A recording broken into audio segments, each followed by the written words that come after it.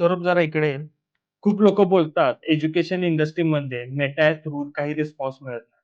हाच अकाउंट बघ. एका इन्स्टिट्यूटसाठी आम्ही ॲडव्हर्टाइजमेंट रन केलेली आहे. जवळ-जवळ 802 इन्क्वायरीज त्यांना आलेल्या आहेत आणि जी कॉस्ट पर लीड आहे ती ₹10 कॉस्ट पर लीड आहे. ₹8,600 खर्च करून जवळ-जवळ जर 800 इन्क्वायरीज जर तुम्हाला येत असतील, यातून 10% कन्व्हर्जन रेट जर आपण अझ्युम केला तर 80 ॲडमिशन सहज होऊ शकतात. मग लोकं म्हणतात की मेटा ॲड्सद्वारे रिझल्ट येत नाही. ॲक्चुअली ते मेटा ॲड्स करत नसतात, तर ते करत असतात सोशल मीडिया मार्केटिंग.